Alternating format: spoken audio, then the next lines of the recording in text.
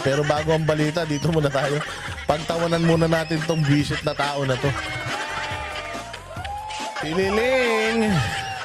Wala na! Wala na mga bossing. Sumuko na po ang tililing. Ang asong... Bawal, bawal. Ang asong galisin, ang sundalong kanin, ay sumuko na po sa laban. Hindi niya na kaya.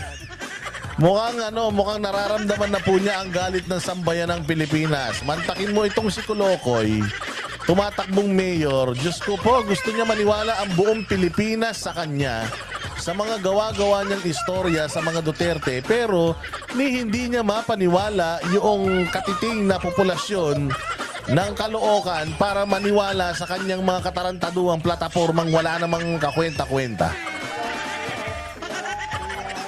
Wala na, tililing. Oo, wala na. Tapos na ang paghahari mo. Sira ka na. Wala ka ng pag-asa sa bayang Pilipinas. Tililing, kahit barangay captain ng takbuhan mo, hinahamon ka nga ni J. Guevara eh. O, sabihin mo daw kung saan kang barangay. Pag natalo ka daw ngayong mayor, maglaban daw kayong dalawa sa pagkabarangay chairman dyan sa lugar mo. Lilipat daw siya dyan, tatalunin ka daw niya. Ganun daw ka, walang kwentang tao ka. Grabe naman to si J. Guevara, piling pogi. Wala na, Trillanes. Ito ang legasiyang iniwan mo. Ito yung mga nakakahiyang tatay. Ito yung mga nakakahiyang magulang. Ito yung mga nakakahiyang kapatid. Kung ako kapatid ko to, talagang magpapapalit ako ng apelido. Sabi niya, oh, alam ko na marami sa inyo ang hindi ako gusto. Ano nga marami sa amin? Lahat kami, tanga. Sabi mong marami sa amin. Alam ko na marami sa inyo ang hindi ako gusto. Oo. Alam ko na sa tingin ng iba, ako ang sumira sa isang tao na minahal ninyo, na isang pinuno, na binigyan ninyo ng tiwala. Hindi ako narito para makipagtalo. Hindi ako narito para ipilit ang sarili ko sa inyo. Narito ako dahil sa bayan. Nek-nek mo, ayaw na sa iyo ng bayan. Pinagsasasabi mo, Trillanes, ayaw na sa'yo ng bayan. At kahit ipilit mo yung sarili mo, kahit na gawin mo parang manipis na sinulid yung sarili mo at ipilit mong ipasok sa amin, maniwala ka. I-reject at i-reject namin. Bakit? Asong ulul ka. Isa kang asong walang kwenta. Isa kang taong Pilipinong walang pagmamahal sa bayan mo. Isa kang fake news peddler. At isa kang kupal na nilalang. O, di tayo nagmumura, bawal magmura. Oo, pero wala na, concede na si Tililing. Umayaw na po si Tililing sa laban at mukhang iiyak na to. Oh, bakit? Wala ka na bang sweldo sa mga amo mo?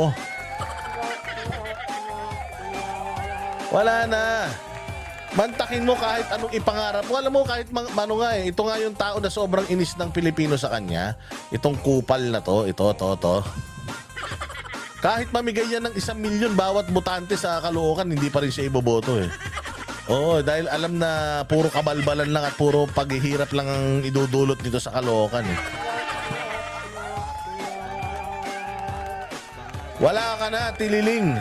Sorry ka o nagkamali ka ng binangga. Hindi, mantakin mo naman kasi kasamaan ng ugali mo. Pumunta ka kay Pangulong Duterte at hinikayat mo siyang tumakbong presidente, gawin kang vice president.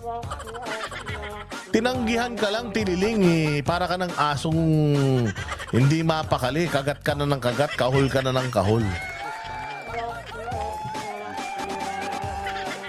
Ito ang patunay na ang mga Pilipino ay matatalino.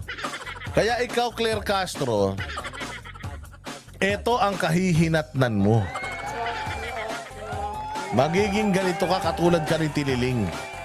Magiging ka na lang isang aso na kahit na anong tahol mo, wala nang makikinig sa'yo dahil bistado na yung mga barahan ninyo. Lahat kayo puros mga propaganda, pansariling kapakanan. Gustong maglingkod sa bayan ko, no? Pero yung bayan naman ang unang sinisira. So, congratulations sa atin. Dahil, ayan na, oh, ang lamlam na ng mata, oh.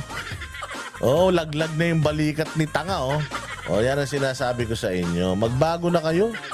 Ayusin nyo na yung mga estilo nyo. Wag na kayong masyadong mga... Wag nang masyadong makakapal ang mga pagmumukha ninyo. Baka balang araw, may awa ang Diyos. O baka kahit barangay tanod, pwede na kayo.